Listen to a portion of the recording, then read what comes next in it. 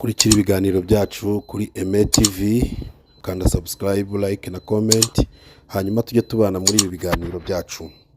Bakunzi b'ikiganiro cyacu turabasuhuje kandi tubifurije umugisha w'Imana aho muri hose hirya no hino ku isi.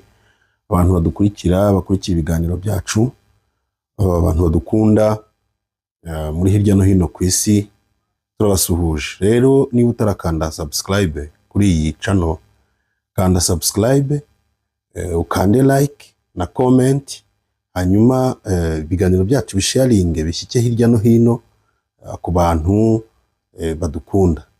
Muri kumwe rero na Aime Moses, inshuti yanyu yakadasohoka, mukunda kubana muri iki biganiro kuri iyi channel, kandi nkomeje nyine kubifuriza umugisha w'Imana. Uyu munsi rero ndagira ngo tuganire.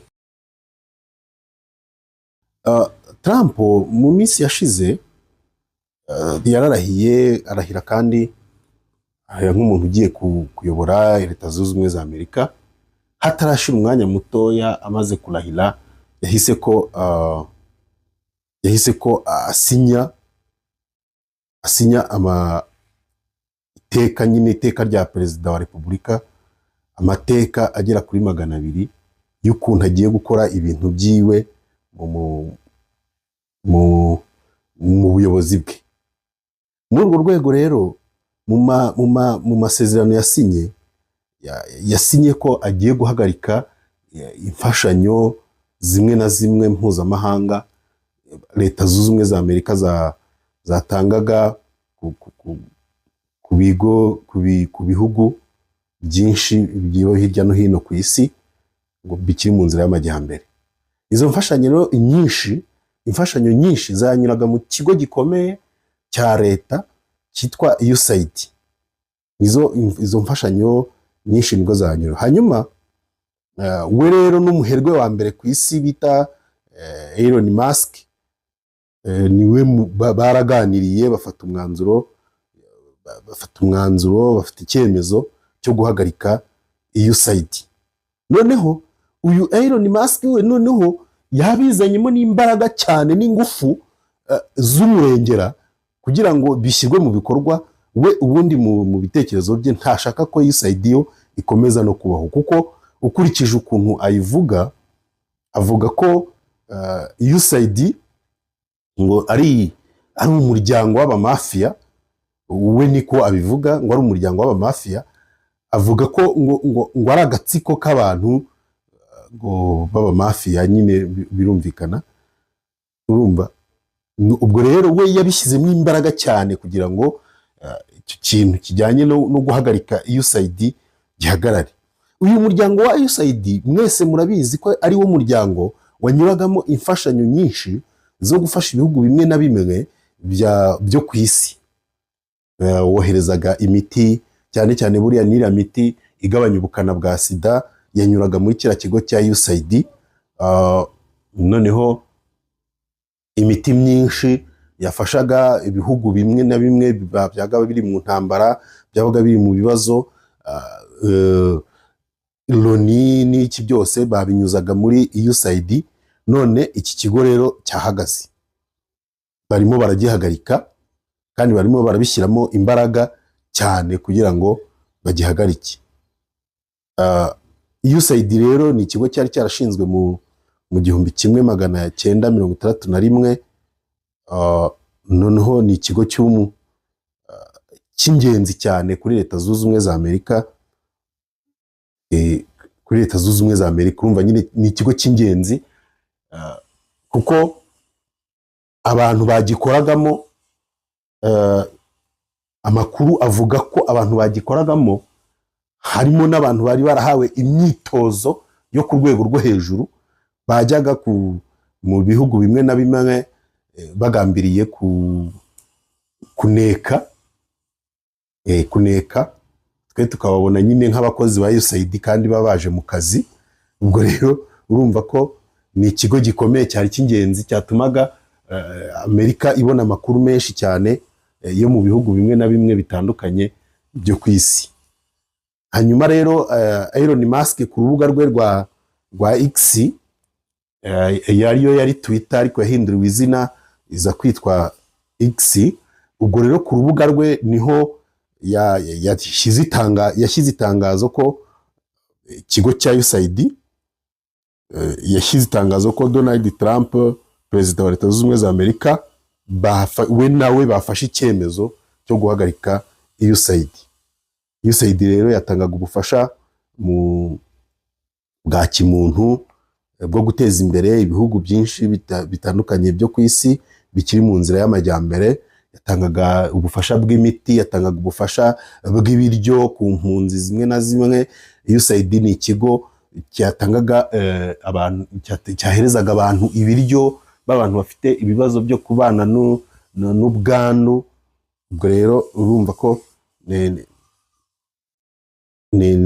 byahagaritswe, ibyo byose birimo birahagarikwa burundu, kuko niko umuherwe we ku isi niko avuga, nicyo ashaka ko iki kigo gihagarara burundu. Iki cyemezo rero kiragaragaza ko iki cyemezo kizagira ingaruka zikomeye cyane ku bihugu byinshi hirya no hino ku isi. Ahangaha rero ndagira ngo mbatangarize, mbabwire inshuti zanjye, abantu ikintu cyitwa sida batayifataga nk'indwara ikomeye. Ubu ngubu ni ukuvuga ngo zahinduye imirishyo, kuko imiti igabanya ubukana igiye kubura. Niba imiti igabanya ubukana igiye kubura, bivuga ngo biragoye. Ubu ngubu tugiye guhura n'ibibazo byinshi bijyanye na sida. Ubu ngubu abantu benshi bidegembyaga bagendaga ari bazima kubera kuko hariho imiti igabanya ubukana, ariko imiti urumva ko nihagarara, niba itakiboneka, abantu nyine tugiye kwakira impfu nyinshi z'abantu bari barwaye sida.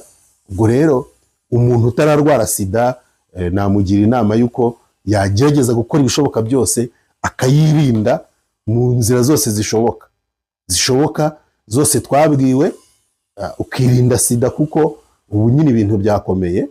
Ntabwo ibintu byoroshye. Ni ukuvuga ngo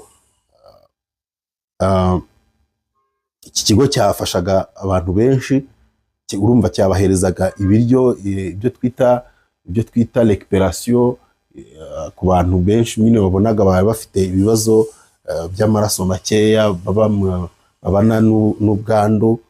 Ubwo rero niba ibyo byose bigiye guhagarara, bivuga ngo ubu ngubu icyorezo cya sida kigiye kugira imbaraga cyane, kigiye kuzamuka sirita mu bihugu byacu bya Afurika. Abantu rero bari muri Afurika, nyaboneka ndabinginze kugira ngo murebe ukuntu duhangana n'iki kintu, kuko ntabwo kizaba cyoroshye. Ibi rero byabaye byo guhagarika USAID, birerekana ko hari impinduka nyinshi zikomeye muri politiki ya Leta Zunze Ubumwe za Amerika. Nk'uko nyine nta mezi arashira uyu muperezida agiye ku buperezida amaze kurahira, ariko urabona ko ibintu byinshi cyane ari kubihindagura, kandi bari no mu mugambi wo kugabanya guverinema ya Leta Zunze Ubumwe za Amerika, bari mu mugambi wo kuyigabanya. Ibi rero nyine urumva birerekana ko nyine byatangiye gushyirwa mu bikorwa. Hanyuma abakozi nyine ba USAID hafi ya bose ku isi ubu ngubu uyu munsi wa none bamaze kwakira amabaruwa abashyira mu kiruhuko, kandi icyo kiruhuko gishobora no kuzakomeza, kikagenda kikagira imbaraga, niko navuga, kigakura kikaba kirekire. Icyo kiruhuko gishobora no kuzaba kirekire kikarenga uko tubitekereza. Ubwo rero murumva ko ntago byoroshye.